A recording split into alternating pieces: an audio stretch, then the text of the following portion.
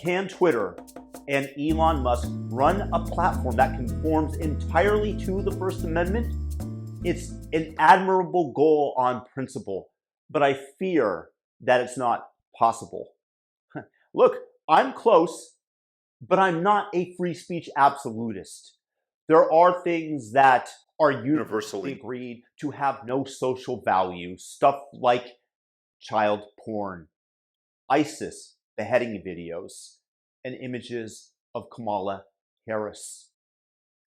And while doxing the current location of someone might be legal under the law, what opinion does that bring to the public square that might sway somebody in any way other than the fact that it is an implicit threat and thus a tool of silencing the opposition?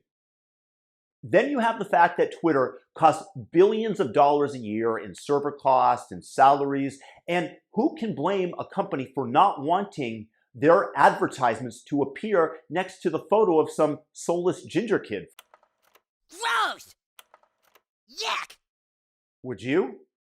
So just on an economic basis, there is a huge temptation to favor some form of content over others. That's just the reality. The purpose of free speech is to enable us to settle our differences peacefully. It is the civilized alternative to violence and to might makes right. And as Twitter has evolved into the de facto public square, a digital one with greater reach than any Yahoo with a megaphone in an auditorium could have dreamed of decades ago, it holds an especially important position in our republic and the well-being of mankind in general. And thus, ideas put out on it must be protected, and points of view must be given an equal chance to succeed based on their merits.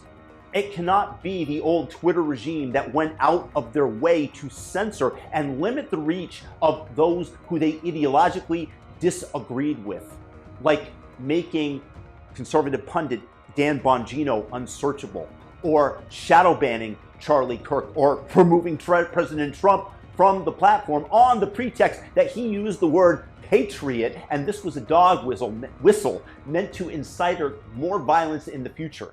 Let Eric give his presentation. It's not a presentation, it's a hate speech.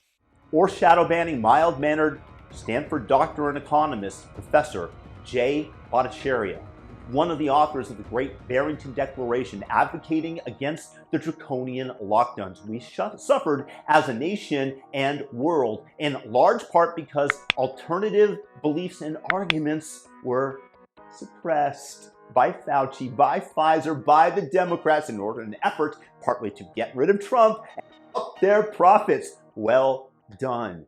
Brought to you by Pfizer.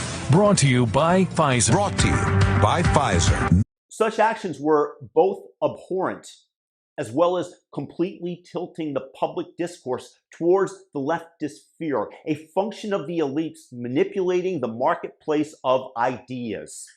And the sad truth is, without an absolutely clear delineation of what is and what is not allowed, along with strict consequences for not enforcing such statutes fairly, it is human nature to slowly shift the allowable speech towards speech that we favor, or that which represents our own personal beliefs if we were in charge of the censorship.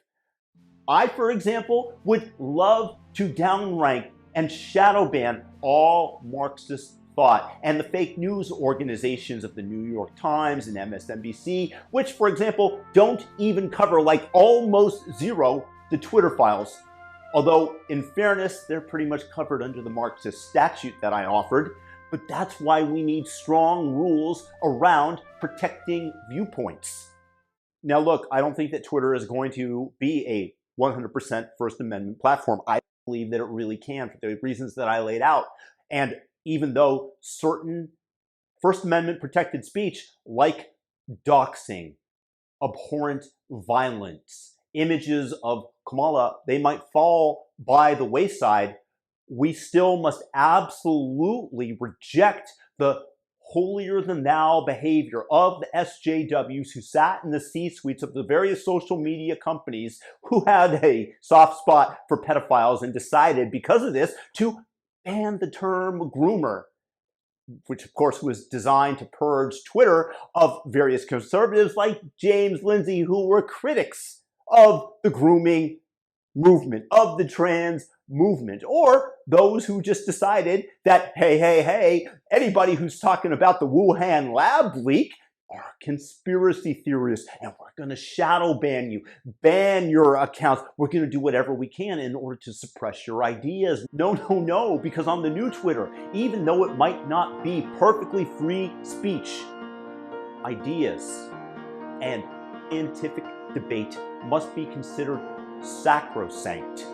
And the shakeout of the wheat from the chaff derived after a fairly leveled public debate that determines which ideas in fact do prosper.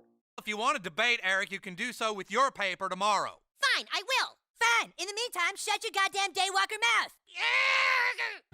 No matter how much it angers you redhead commie daywalkers.